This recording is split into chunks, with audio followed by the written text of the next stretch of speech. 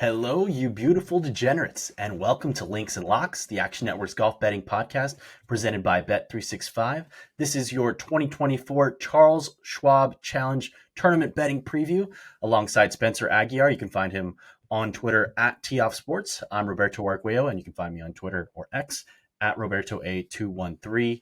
This is the Charles Schwab Challenge, the fourth and final stop on the PGA Tour in the Lone Star State at historic Colonial Country Club in Fort Worth, Texas. Fewer than 24 hours after this tournament concluded last year, Gil Hanse and Jim Wagner started their renovation project. You'll hear both terms thrown around this week a lot. They're trying to make the course look like it did back in 1941 when it hosted the U.S. Open. We'll jump into how we're handicapping that in a few moments. I won't be betting this week since I'm on PGA Tour Live's Featured Holes stream, so be sure to tune in to Jay Townsend and me on that stream all week long, covering the new par threes, and I think that number 8 hole is going to be a lot of fun this year. They changed it up. So I'm not betting this week, which means, Spencer, you're our lone handicapper this week because Nick is out. What is your best bet for the 2024 Charles Schwab Challenge? So I grabbed this on Monday at minus 115. It did very quickly jump to minus 135, has now fallen back into this minus 120 range if you shop around. But I will go with Sepp Straka minus 120 over Taylor Moore. All right, so Spencer knows I'm not betting this week, and I can't bet on Taylor Moore. We bet on him last week. He was one shot away from cashing our top 10. I believe that was 16-1. He did cash the top 20. We had that at 6-1. So profitable week backing Taylor Moore. Also had him outright at 280. But Spencer is turning on him. Spencer's had a great feel for a few golfers this year, and notably in our best bet segment, you had Shane Lowry 4 weeks ago to win at the Zurich Classic in New Orleans. He won. Then you faded him in his next start. He missed the cut badly. Then you back him last week, and he's in contention until the final 15 holes. So Spencer's got a lock on some of these guys. You're going to want to listen to his cap. What is the reason why you're fading Taylor Moore this week, coming off of a strong performance at the PGA?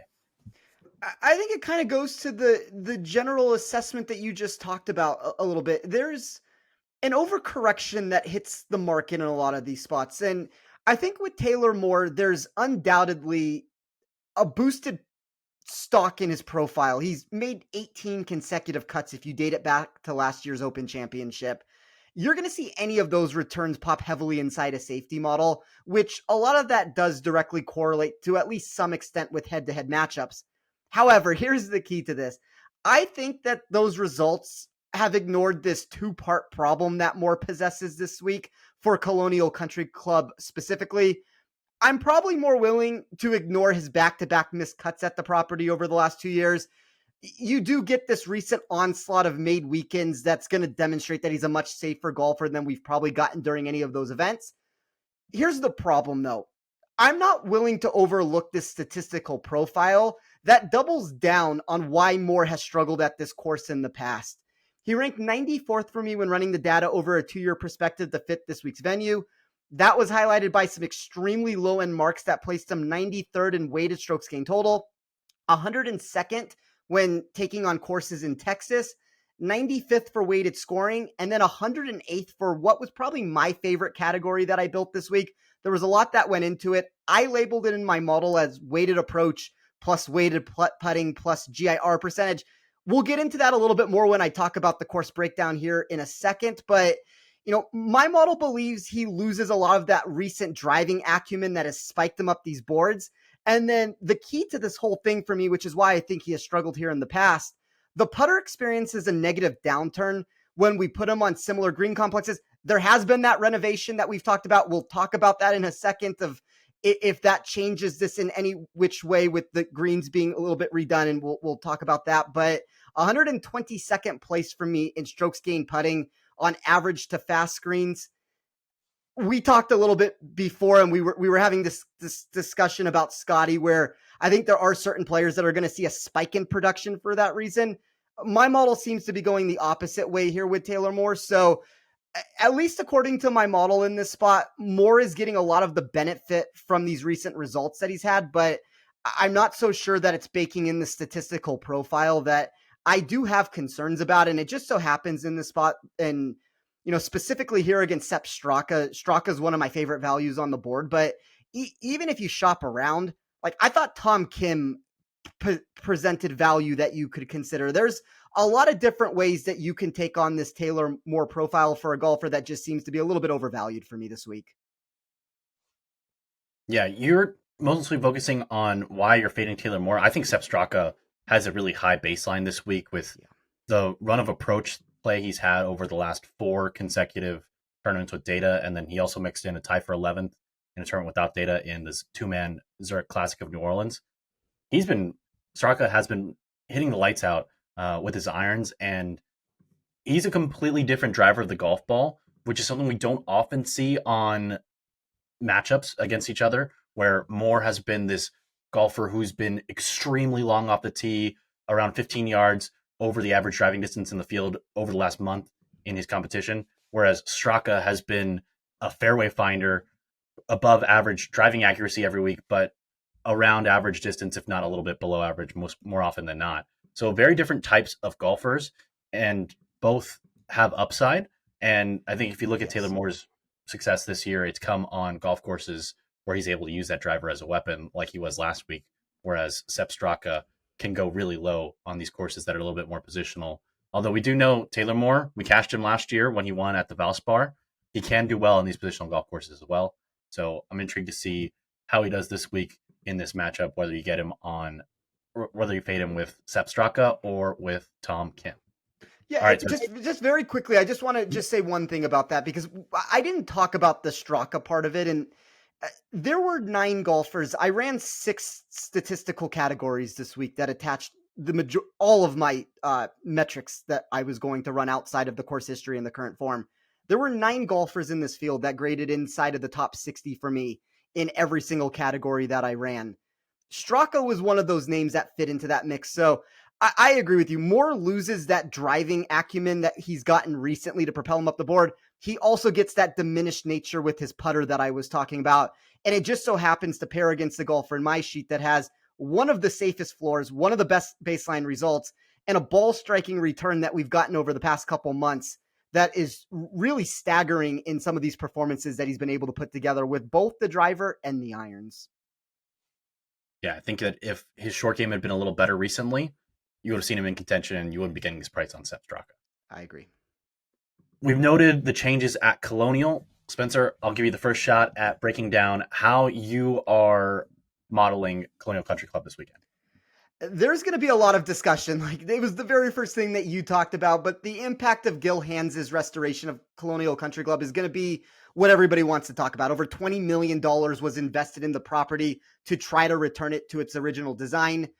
I think you're going to get 2 separate viewpoints on exactly how much influence that factor is going to have compared to past iterations of this contest.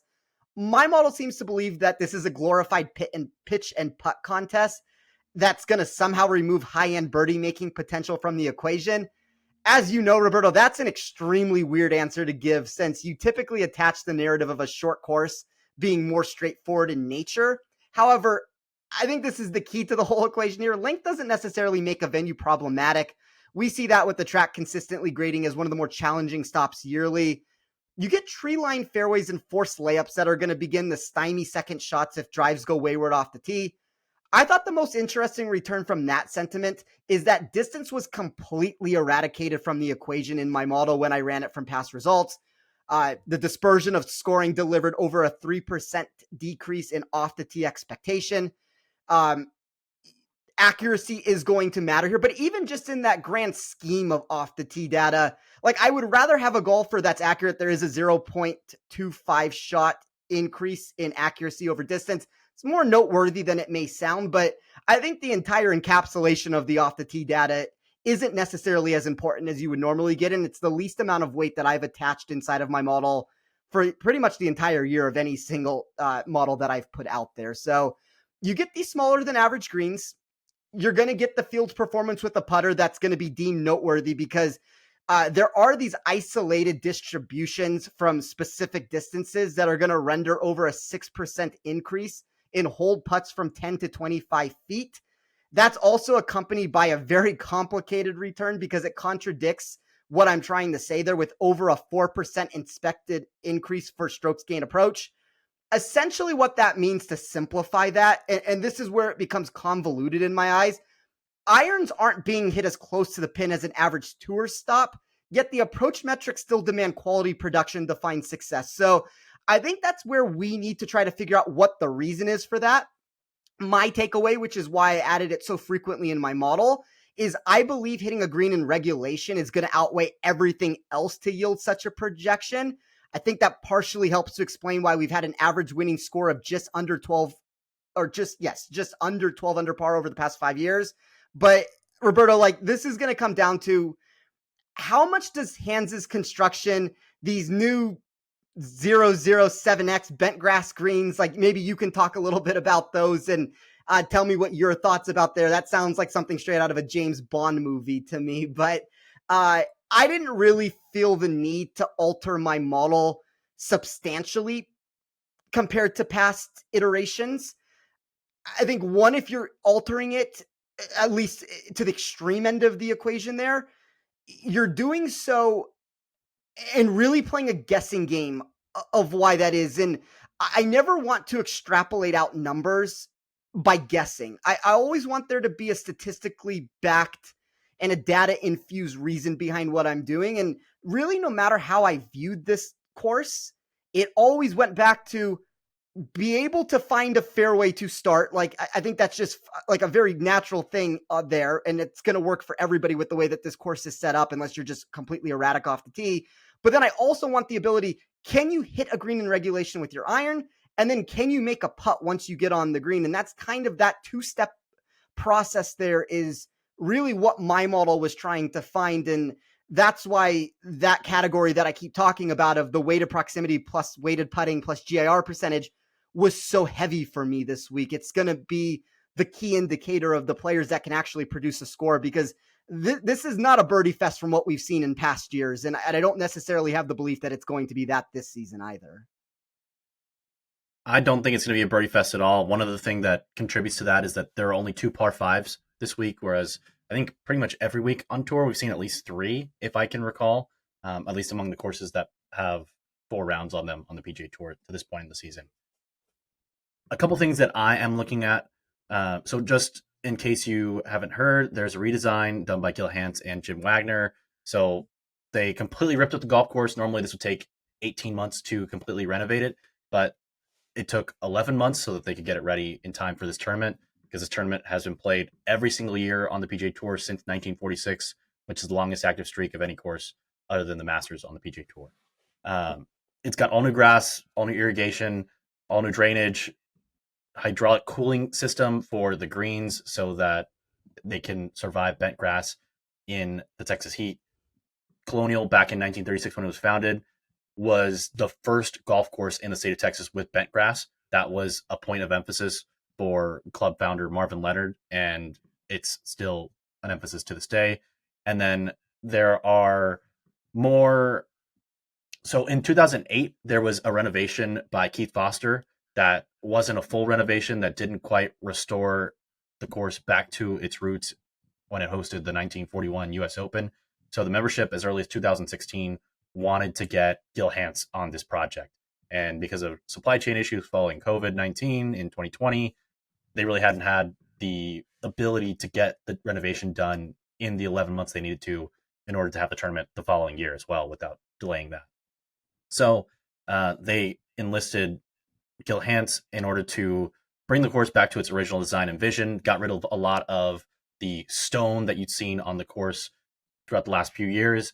It's a more rugged terrain that looks more like the area in the surrounding Fort Worth and in the Texas region. A couple of things that I'm going to watch out for this week, which I think will be a key part in handicapping who wins the tournament, and maybe you can incorporate this into your analysis if you're doing matchup bets throughout the tournament or live outrights, or you want to bet on Sunday afternoon. Firm greens, because they're brand new green complexes. A couple weeks ago, we saw at Quail Hollow brand new greens, and people were saying in lead up to the event that Brian Harman could stand on the green, the ball would bounce over him after tee shots on most par 3s.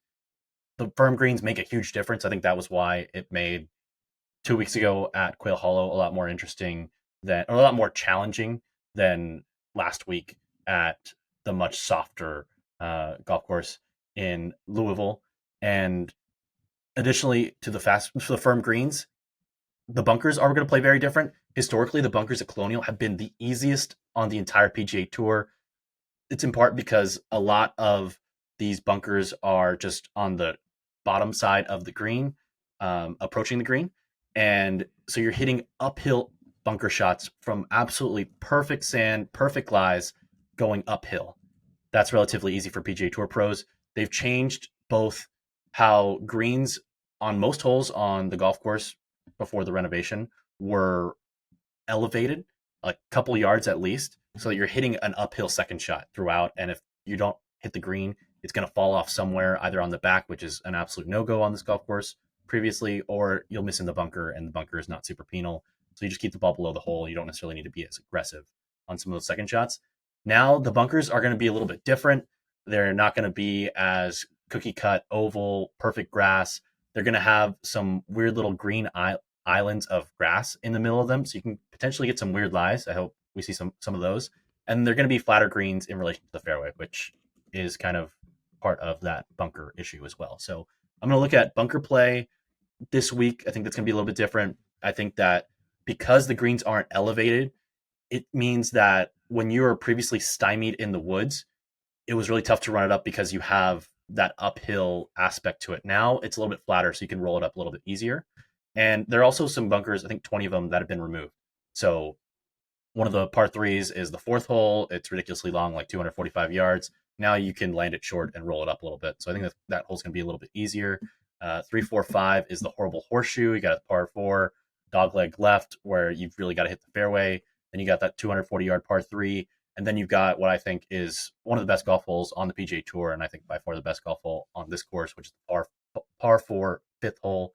It's not obnoxiously long, but you've got to hit a perfect shot in there on this dogleg right, where the Trinity River's on the right, and they've added a new barranca, I believe, on the left. So you're going to find some trouble where you miss that fairway, and the green has trouble around it as well. So very excited for Colonial this week. Going to be a different look, going to be more in touch with the roots of the course, the surrounding area with the Trinity River. I think it's going to be a lot of fun. And I think the firm greens are going to be awesome this week, because it doesn't matter how long the course is. If it's not firm and fast, it's not going to really challenge PGA Tour players, as we saw last week. Yeah, I mean that came to fruition last week. You give them a soft golf course, it doesn't really matter how long the venue is. Players are going to get to 20 under par.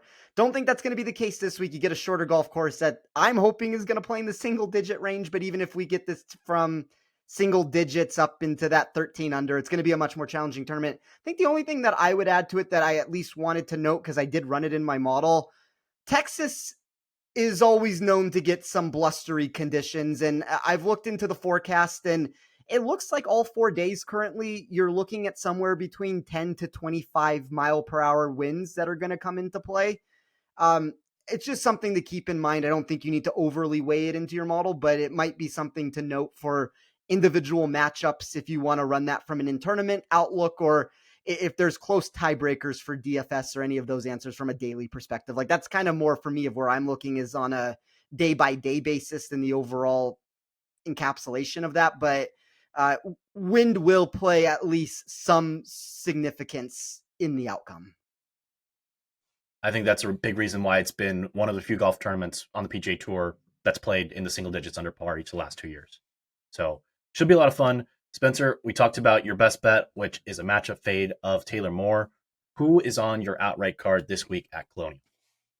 We get a board here that I thought delivered a ton of implied win probability up top, but still delivered a very intriguing list underneath. If you were willing to take on some of those options in that 40 to, let's say, 100 to 1 range, we talked off air, and I just want to have this conversation very quickly. Scotty Scheffler at 3 to 1 is not a bettable commodity that I can get to. It's not even that we could talk about what his true price is or whatever that discussion we want to have, but the amount of exposure that you would have to get down to make that wager work is so beyond, like, to me, that ends up being essentially 3 outright cards to get it to where I need to be. Like, I don't even ever on any of these tournaments want to get to 1 outright card. Like, I always talk about a unit and exposure is about the max that I want to enter from my pre-tournament bets. In an ideal world, I'd like to be more in that half unit to a quarter of a unit range. So I have really no interest in putting down 3 units, 2.5 units on Scotty Scheffler to win this golf tournament. He might win it. I think those firm and fast conditions definitely help him. We could make an argument about anything that happened last week on the legal end of it, either being a deterrent for him or whatever that situation is there. But for me, the one option that I did consider, and I did not get there, and I know that this is a spot where the price might not sound like exactly where you want to be, but I thought Colin Morikawa at 12-1 was very interesting as a name to at least keep in mind. I didn't eventually inevitably get there with those prices, but I took this route to where I started with Brian Harman at 40-1. Harman was an option that I think when you look at this board, like if you want to take Scotty, and like for me, it would be these 3 guys. It would be Scotty, Colin, and Homa are the 3 favorites to win this golf tournament, according to my math. I think once you get lower than that range, you have a lot of these players that I always talk on this show about negative trajectory in my model for upside. And you get a lot of golfers that experience that negative trajectory mark that worried me ever so slightly. The reason why I was willing to back all of those names, and that'll be a Harris English that we'll get to in a second, that price has moved, and that's a different discussion that we need to have. But all of those options had this high-end mark that they were able to reach. Harris English did it with his putter. Sepp Straka did it with his ability to gain strokes with his irons and the putting and hit a bunch of greens in regulation.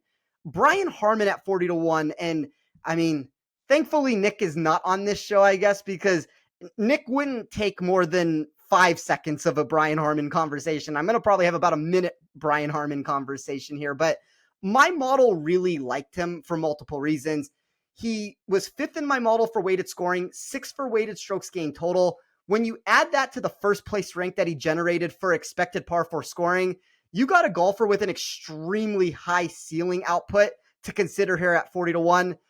I always talk on the show, I'm either very high or very low on his chances for most of these weeks, and it just so happens that my model aggressively decided to back him here. I took Harris English at 40-1. I talked about him being one of those safe commodities. He excels in my overall rank, but he really did fail to generate high-end numbers for any individual category outside of putting. I was willing to overlook that. He opened at 50. He got bet down to 40. I thought that 40 was the bottom line of where I wanted to be. Unfortunately, at this moment, and I think it's just because he's one of the most popular bets, like there may be some sentiment to this answer to where there's a little bit of sharp money that hit him early. I feel like the more recent stuff that has come in is a lot of public money that's pushed this down even further into that 30 to 33-1 range. So, you know, if I got an ability to rebuild the card, I'm not so sure I would necessarily get there at 33-1, but even still, like my model had him from an overall rank perspective as a top 6 golfer in this field. There was a lot of the data that it liked. There's that high-end output that he has with the putter. There's his ability to find a bunch of fairways. And then there's the question mark of what happens to somebody like him and even JT Poston that may struggle on some of these other courses that are longer, but you give them a facility here where they can use their accuracy. They're not behind the 8 ball having to hit irons from 200 plus yards. And I think specifically with Poston, that was a name that I took at 80-1.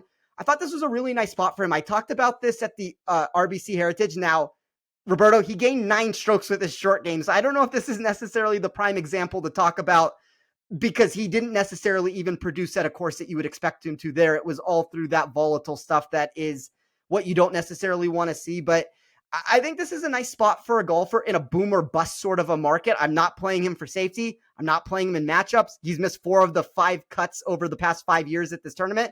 The one time he didn't, he came in 10th place. That's kind of the overall production that I would expect. When it hits, it's going to hit into that top 10 range. And when it misses, you're probably going to miss cut out of it. But about 80-1, you were able to take that value there and take a chance. And if you wanted to play this more aggressively into the top 10 market, I certainly think that's something that you can consider. I took Sepp Straka at 50-1. I've not really talked all that much about Sepp for the reasons I liked him. More so talked about the reasons why I wanted to fade Taylor more. But I guess the one thing that I at least noted is it was that weighted proximity, the weighted putting, the expected GIR percentage that really boosted him in my sheet. He's gained a minimum of 3.6 strokes with his irons in his last 4 starts. And then if you look off the tee, 10 of 11 there. He's been positive. So I think the profile is trending for him. Took Mark Hubbard at 90 to 1. That was the play that I wrote about. That has now dropped into the 80 to 1 range. I talked about that on Action Network in the best bets column on Monday. We can get a little bit into that later when talking about even the potential to put him into a matchup or the potential to put him into a placement. But I thought Hubbard at 90 to 1 was one of the better values, just because anytime you give him one of these shorter courses, we've seen this increase come into play. And I know most people don't think of him as that high upside sort of player, but give him a much better tournament at Pebble Beach. He landed 4th place at one of these shorter courses. So thought this was about as much upside as you're ever going to get for him in a tournament. And then I closed out my card with Justin Lauer at 200 to 1. I will also talk about him because I think he's one of the better placement wagers that you can get to. And when we move into that sector, we can have that conversation. But this to me felt like an extreme price for a golfer that has been churning out top 28 finishes over the past 4. And if we want to equate this tournament, I keep calling it a pitch and putt contest, and it's kind of a glorified version of that because there's not actually birdies being made to go along with that answer. There was only one golfer inside of my model that graded better in a quote unquote pitch and putt tournament. This is a 200 to 1 golfer we're talking about here. I'm willing to take that upside that my model had here at 200 to 1. And I think he's probably best bet as a top 40, which we'll talk about in a second. I like it. So to recap, you've got Brian Harman 40 to 1, Harris English 40 to 1, Sepp Straka 50 to 1, JT Poston 80 to 1, Mark Hubbard 90 to 1, and Justin Lauer 200 to 1. Did I miss anybody? Nope, I believe that is it. Awesome. I think all these guys have legitimate upside. Lauer's an interesting play, so I'm interested in which other markets you're playing him in as well. As I just hit on that Taylor Moore top 20, have some upside. If you like a guy at 200 to 1 who you think might not be able to win, that means there's probably another market out there that you can also back him in. Not saying you shouldn't bet him at 200 to 1, but if you like him relative to the market that much, there's probably some other way you can find a way to back him, given the plethora of markets. So we can transition right into that. Who is on your placement bets this week? I've talked a lot this year about placement markets having issues because of how thin books are stretching these prices. It's the one part of the board where my numbers are in the red this season. It's the matchups are still producing around that 60% rate from both a pre-tournament and in-tournament standpoint. The outrights have been overall good. Hit 3 of them, added Xander on Saturday night at plus 275. Very small 2-unit win there, but still over 10 units of profit there. The placements have been where the problems have come into play. I think you give a very good point there about any player that you like at 200 to 1. And there are examples, and we did a really good job of that when Taylor Moore won last season, where we bet him across the whole board. Like we had him top 40, top 30, top 20, top 10. We ran it from top to bottom. And there are some wagers where that's going to come into play. I don't necessarily think every single option necessarily needs to be looked at in that fashion. There are some golfers that are going to have, even if you like their upside, there are certain markets that grade better for them than others. And for me, that market, just because we've gotten such a lack of upside in a lot of these results, it's a lot of those tournaments that I talked about with Lauer where he's landed inside of the top 30, but is not necessarily cracking the top 10. And I saw him at plus 190 to come top 40. I've talked about the 4 consecutive top 28 finishes a few times now. I think this is probably the single best location of any of those results for him to reach that higher level. I don't necessarily think you need to get that aggressive, though, to make this wager. It was one of the bigger placement bets that I put this year, 0.7 units to win 1.33. I'm normally betting them to win 3/4 of a unit or 1 unit. So, at a bare minimum, you have 0.33 more of a win. At the max, you're probably looking at 0.5, 0.6 more units than I normally would try to win in one of these spots. So I'm going to aggressively back Lauer in a market where I had my most substantial edge. I didn't necessarily see the point of spreading it across the board with it. If he comes in second place, I will be perfectly fine with this bet that I have winning 1.33 units. And in the off chance that he does capture this title and win this tournament, I bet him ever so slightly more to win 8 units versus the typical 7 to win this event. So I would rather just get a little bit more aggressive with the outright price and play this for a few more units than I normally would, or at least percentage of the units that I would play in the top 40.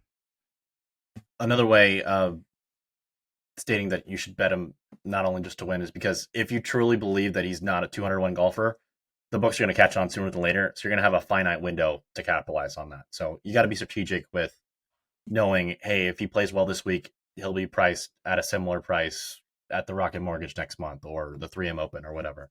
So you got to know when on the calendar you want to bet these guys. When books, just very quickly, when books, and we've talked about this a million times, Roberto, when books are aware of somebody, either they have produced recently or the market gets overcorrected for that reason, all the value is lost. And as bettors here, and as people trying to make money, whether you're doing this as a hobby or doing it as somebody like myself who does it professionally, you're always trying to beat the closing line, and you're always trying to do it because you have value in a number.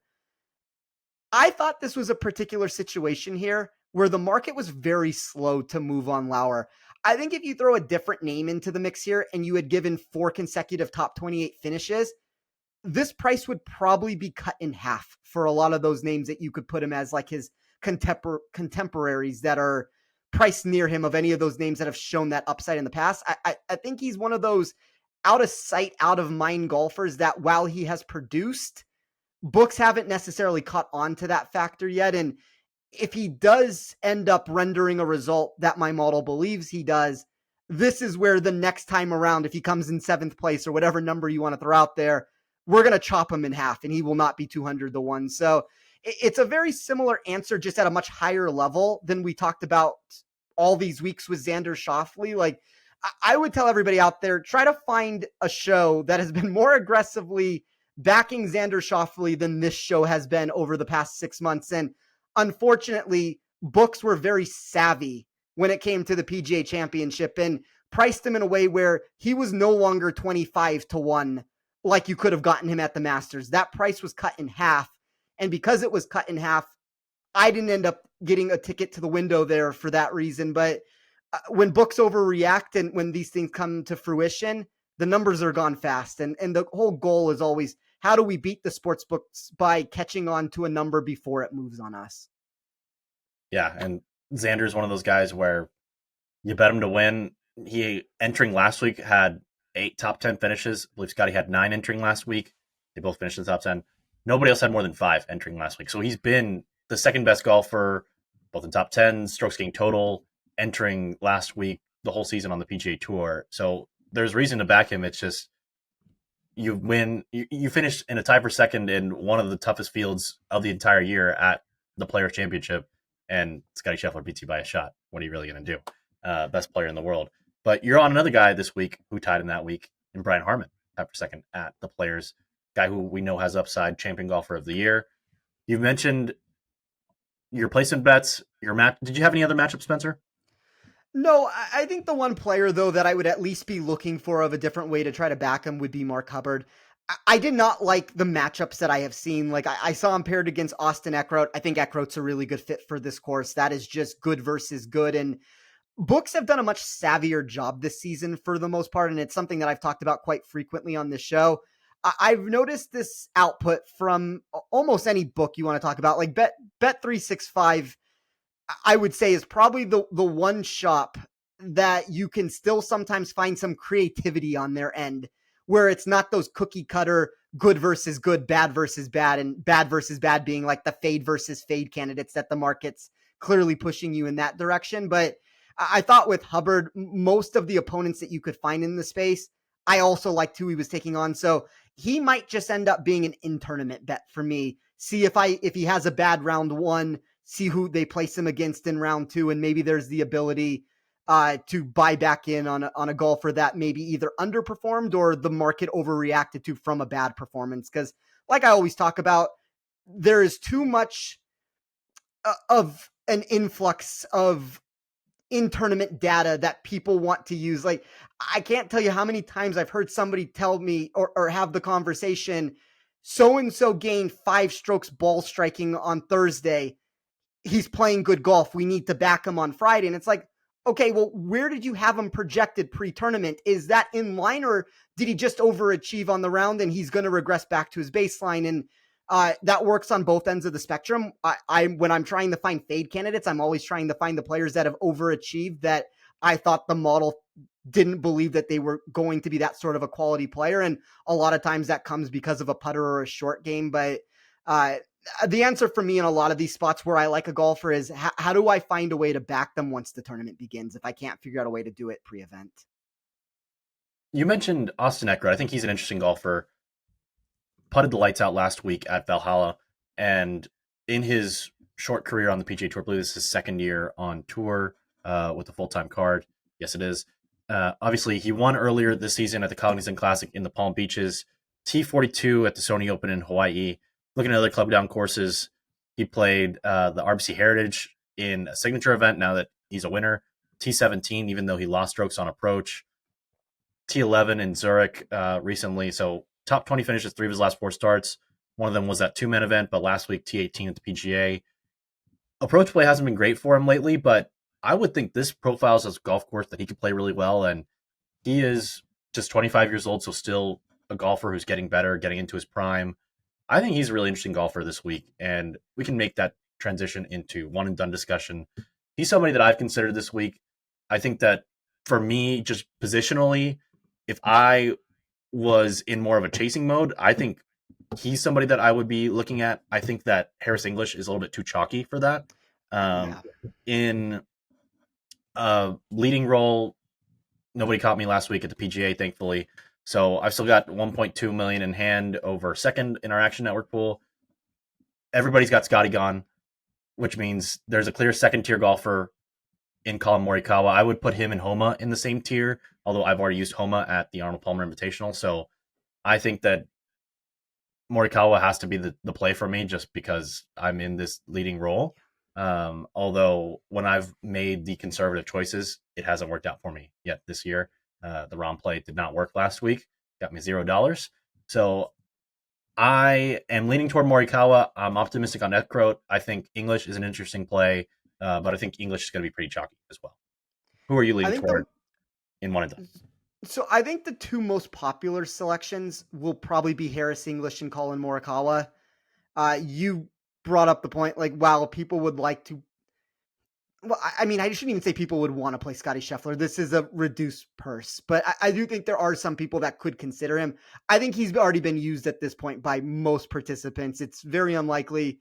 I mean, I talked about this. I used him the very first week. Like, I unfortunately went way too early on the mark there with it. And that's kind of the answer that I would say about every single selection I've made. I played Xander 2 weeks too early. I played Rory 2 weeks too early. I would love to be in a spot here where I could play Brian Harman. Not going to happen. I've already used Brian Harman. It's one of those situations to where you're in a position like you talked about where you can play the chalk. From a game theory perspective, there's no need to get yourself caught by trying to go off the board and get unique and different. You can safely pencil in a name like Colin Morikawa and be perfectly fine moving forward. I do think Eckroat's going to be an option that people are going to potentially try to pivot to get unique and different, and they're maybe not even going to get as unique and different as they think with it. Harman's going to be popular. I think Homa and Finau will be popular if you have them. Even make an argument that this might be a spot that people want to play Bezaden out with some of the recent form that we've seen at a club down course. There's only so far that I can go down this board. I still have to try to figure out a way to get as unique and different as I can, because I guess at this moment, Roberto, and I didn't even realize this, which this is for everybody out there that plays competitions, you should probably read the fine print of what the payouts are. And you informed me last week that there's 5% of the pool that goes to whoever makes the most cuts. Yes. I'm down by $47.5 million or whatever we're actually at. 4.7. Well, I mean, tomato at that point. Like it's pretty much the same thing. That's actually not as bad for the record of what I thought. Like that's within striking distance if I could have. I didn't have Xander available to me, but I guess there are options. Like Bryson would have been a great option to play there. I don't know how popular Bryson was in the contest, but there are ways to claw my way back in. It's not over until it's over. I think for me, I'm probably going to go with Sepp Straka. He has the safety in the profile that gives me what I want to see. in the made cut range because I am trying to make cuts there. That's going to be my number one way to try to actually produce money in this contest.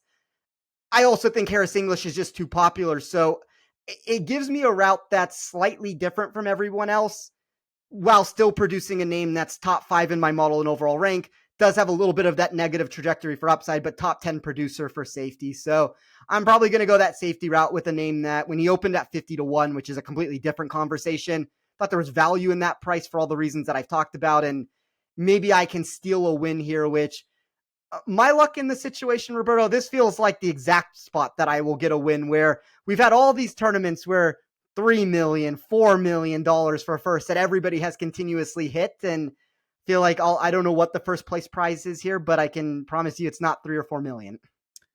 That leads me to the second end of my analysis. Colin Morikawa hasn't quite put it together. He's gone back to one of his old swing instructors, and he's certainly got some feels that he's developing that are very familiar.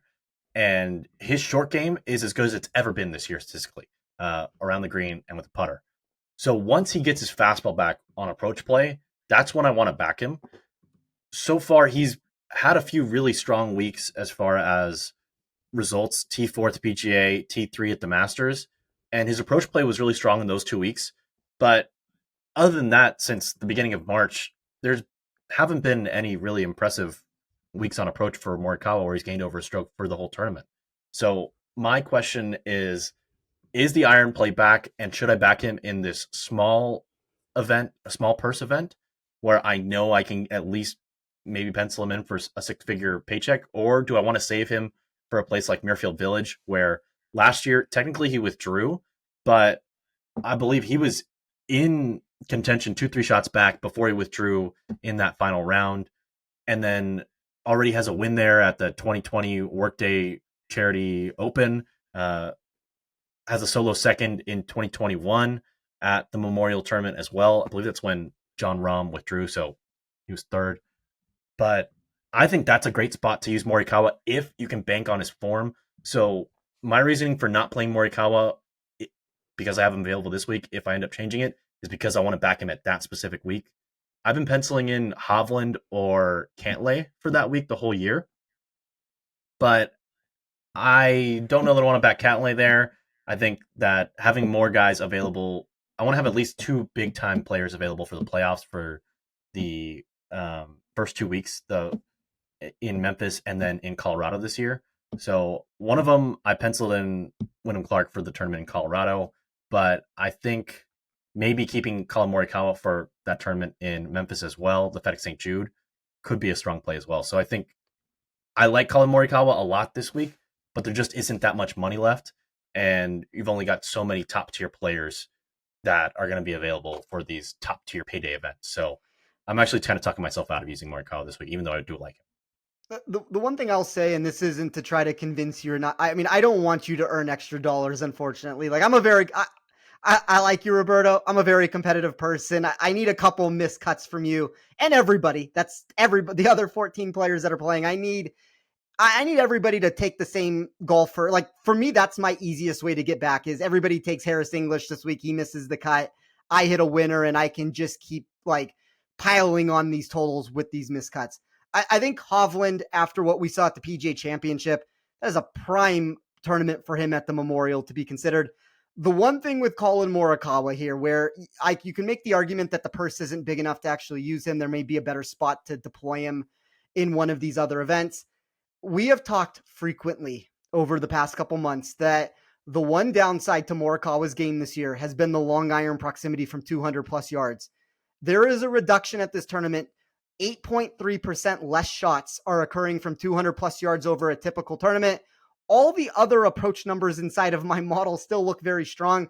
That's one of the reasons why I think this might be one of those situations where Morikawa, even at that 12-1 ticket that I talked about previously, might be the one that ends up walking out of this week victorious. I don't have him available, unfortunately, and he is going to be popular, but I don't even have that as a choice. I don't know where I've used half these players, Roberto. Like, I enter the week and I expect, like, oh, I probably haven't used Brian Harman at this moment. I should be fine. and Brian Harman's off my list, and you take the top 10 golfers and they're all just blanked out in choices I can't use. So that's the unfortunate truth every single week that I make these picks, but probably one of the better tournaments that you're going to get with Morikawa. But I do agree with everything that you've talked about at the beginning, and this is where where you are in the contest matters. As a front runner, Morikawa is a great pick. As somebody who's trying to play catch up, it's probably less advantageous to use him just because he is going to be a popular choice this week. I agree. I think it'll be interesting to see how that iron play for him develops this year, and if it does become to the elite, if it returns to the elite level that we've become accustomed to for Morikawa, he'll be in the mix a lot more often, and somebody whom I think it'll be really fun to see battle Scotty Scheffler down the stretch. Would be awesome to see that this week. Yeah. But first, as a reminder, this podcast is presented by Bet365. Bet365 doesn't do ordinary. That's why they get you more boosts than anyone else. Every day, they power up the odds on hundreds of bets to give you a chance to win more. Bet365 boosts specific markets, your winnings, and even parlays, and they don't stop there. Keep an eye out for their biggest and best odds with the incredible Super Boost. Check out the boost and see why it's never ordinary at Bet365. Must be 21 or older and present in Arizona, Colorado, Indiana, Iowa, Louisiana, North Carolina, New Jersey, Ohio, Virginia, or 18 and older in Kentucky. Gambling problem? Call 1-800-GAMBLER or 1-800-BETS-OFF in Iowa. Terms, conditions, and restrictions apply. All right, Spencer, are there any other bets that you have on your card this week, or are you ready for a little rapid fire? Let's move into rapid fire. All right. We touched on Scheffler and Morikawa, the two at the top of the board. Jordan Spieth is 24-1. Max Homa is an identical 24-1. Among those two golfers, if I gave you a free outright ticket at 24-1 odds, who would you take? I understand the Texas success that Jordan Spieth has put together. I think a lot of that, though, is being baked into this price. If I was going to bet one of these two options, I would prefer to go the Max Homa route. I thought Spieth, price-wise, was one of the more significant fade candidates on the board, and I think you've even seen the market, when we talk specifically head-to-head markets, move in that direction. He is a substantial dog to any of those favorites. Like, we'll exclude Scotty from the mix because Scotty himself is minus 300 against Colin Morikawa, but I think Morikawa was in that minus 160, minus 170 range over Spieth. Homa's been trending in that minus 130 section against him. I just think that of all those top names, he's probably the least enticing option for me. Next up, we got a couple guys who struggle with the putter. We'll bypass Harris English. Tony Finau is 32-1. I would have taken complete credit for Finau's win last week had he won, because I was the sacrificial lamb who bet on him the week before at Wells Fargo when, surprise, surprise, the putter let him down again. But Finau went from having that putter with the toe straight up in the air and using a more normal grip to going to the claw grip, and now the putter is flat on the ground like it's supposed to be. It looked good last week. You can pull up the numbers on his putting, but I know in the first round he was one of the best in the field. He ended up being a 0 last week putting, but approach play was immaculate, and T18 for Finau. Lost strokes off the tee, surprisingly, so probably found some water. But Finau remains an elite ball striker. The putter now has, I think, more signs of life. Just being a 0 is a big improvement on where it's been for most of the season. Siwoo Kim would love to have his putter be a 0. He might... I'm surprised he hasn't tried to do whatever Bryson's doing. I'm surprised he hasn't tried to go to a no-torque putter, because he tries a bunch of different things, and none of it has seemed to work yet. Siwoo Kim is 37-1, coming off his first miscut of the season last week. Brian Harman's 38-1. You already have him on your card. So between Finau and Siwoo Kim, ball strikers that we love to bet on who never win, who would you like to bet on this week? You got a free ticket. Probably neither of them. But if you're going to give me a free ticket, I mean, I bet Tony Finau 90% of the weeks to begin with. Both of them have such negative downturns with the putter that I think when we're actually talking about winning an event, that would be my concern. It doesn't mean that they can't find success. It doesn't mean that they can't top 5 the tournament. I just don't know if the putter is going to be able to hold up to the pressure of a weekend push at a course that is difficult, where there's a lot of trouble you can find. And I can promise you on Sunday, you're going to have to make a putt or two to win this tournament. So I don't know if I necessarily trust either one of them to do it. I would prefer Tony Finau if forced to make a decision. I thought Siwoo, maybe more so than a lot of these names that we could talk about, was overpriced because of the consistency that he's provided. But we're really still lacking the high-end upside. And a lot of it comes down to the putter. I understand that. But that is still a consistent issue that has come in and week out. Completely agree with that analysis. And one thing to note is that, well, two things. First off, can't say they never win. Both those guys won last year, including Finau, who won multiple times. But Siwoo Kim, in his win last year at the Sony Open in Hawaii, was one of the very few golfers who won a tournament in the last couple of years while gaining fewer than 3 strokes per round. That's very rare. If we bring up last week, I would guess that Schauffele was closer to 5 than he was to 3. Normally, you need to be at least over 4 to win a major. Schauffele was 4.53 strokes gained per round. Going to Thomas Dietrich, who finished in a tie for 4th, he gained 3.03 strokes per round. So that's more in his T5, where he was 6 strokes behind the winner than what Siwoo gained in his win. So less upside, I agree with Siwoo, but higher floor. Moving along, we've got Minwoo Lee 45-1, Sungjae Im 45-1. We'll skip over Sepp Straka at 50. Tom Hoagie, somebody whom I think would be a very popular pick this week, is 50-1 just in the shadows of his college campus over there at TCU. And then Denny McCarthy 50-1 as well. If you had to put a ticket down on Sungjae Im or Minwoo Lee at 45 or Hoagie or McCarthy at 50, which one would you take? It would probably be a decision between Hoagie and McCarthy. I think the problem with Hoagie comes to the answer that you just talked about of any time that you have narratives of either a hometown narrative, a college narrative, a course that somebody knows really well, a course that somebody's a member at, any of those things that come into play, just like proximity to a venue, the price all of that gets baked into the price. That would be my biggest concern, that you're not actually getting the value that you think you're getting on Tom Hoagie. But here's the thing.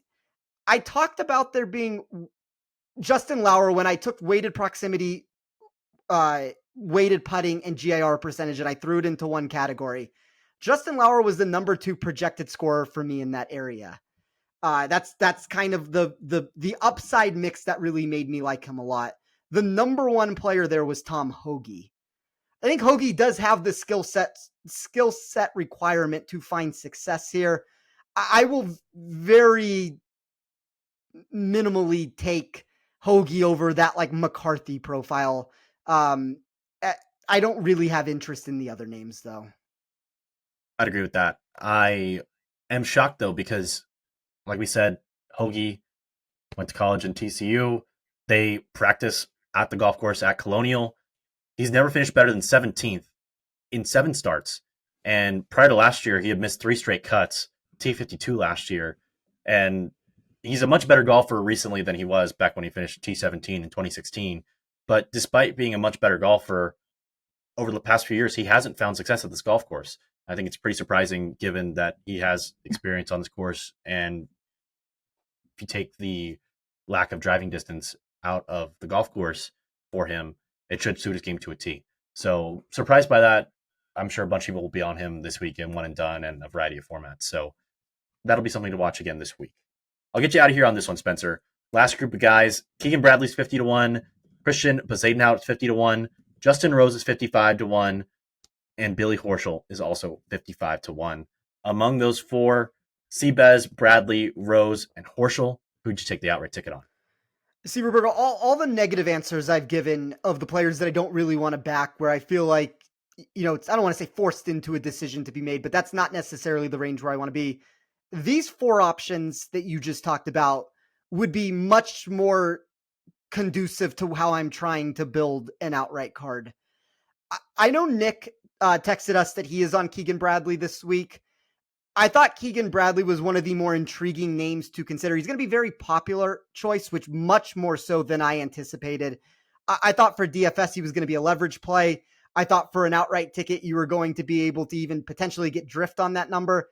That has not been the case. He is a very popular choice that is being backed. I think rightfully so, though. He's a top 10 player in my model for projected win equity. Christian Bezadenhout carries a very similar answer with that, with a little bit of a negative leverage for upside, so he drops slightly further than that. But all four of these choices were options that my model liked considering for different outlooks this week. It doesn't necessarily just mean outrights, but DFS, matchups, in tournament bets, placement wagers. These are all names that I'm fine trying to find a way to get exposure to. I like it. I think that there will be a variety of golfers who can take advantage of this golf course this week because of the lack of driving distance and the emphasis on precision on a lot of these shots and where you have to be. Should be a blast checking out the new look Colonial, which is restored to its roots this week, and hopefully some firm and fast conditions. Doesn't look like there's going to be any rain this weekend. Might be a pop-up thunderstorm tomorrow afternoon, but shouldn't be a case of flooding or making the course soft like we saw last week at Valhalla. Spencer, where can the people find you and your work this upcoming week? You can find me on Twitter at TOffSports. I will have my Wednesday article over at Action Network. One of the things I've been doing with that is when I have a round one matchup, I've been using that for the past couple weeks over just talking about the outright board. So stay tuned to see exactly where that ends up landing. Hopefully I can find a round one play. I'll have 2 of the 3 rounds being covered from the in-tournament bets. That's something that I hope we can continue the run on. And then you can find a lot of my written work additionally over at Rotoballer and my model over there also. Awesome. Love seeing those in-tournament bets. Those have been a lot of fun tailing you, and sometimes you give outright bet like you did on Saturday night with Xander Schauffele at plus 275. We were talking about how was he the same price as Colin Morikawa going into that final round? Didn't make any sense. You can find me on X or Twitter or whatever you call it at Roberto8213. I'll be on the par 3 featured hole stream this week for coverage of the Charles Schwab Challenge. Jay Townsend is going to be my analyst, so that should be a lot of fun. Jay's a great guy. I got to work with him for like 1 hour one time at last year's Wells Fargo. I'm very much looking forward to checking out the new look golf course. I mentioned it very briefly, but the 8th hole is going to be one of the holes that looks more different. They moved it more into the corner toward the Trinity River, so the Barranca is going to come into play over there. They've got different bunkering. I think the par 3s are going to be a lot more fun than they've been in the past, and it should make for more intriguing television, and also they're going to be firm and fast, so it should reward better shots and separate the ones that aren't as precise as well. So very excited for that. Be sure to tune in on PGA Tour Live on ESPN Plus this weekend. I want to give a big thanks to all of our supporters here at the Action Network, whether you're a women's basketball fan with the WNBA, men's basketball fan with the NBA going on, hockey, we got MLB.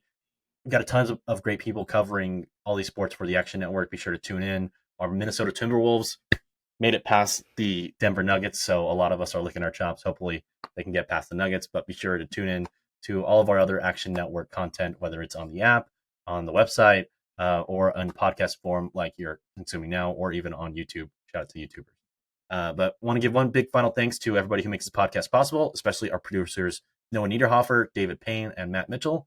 Thanks for tuning in this week, and we'll see you next week for the RBC Canadian Open.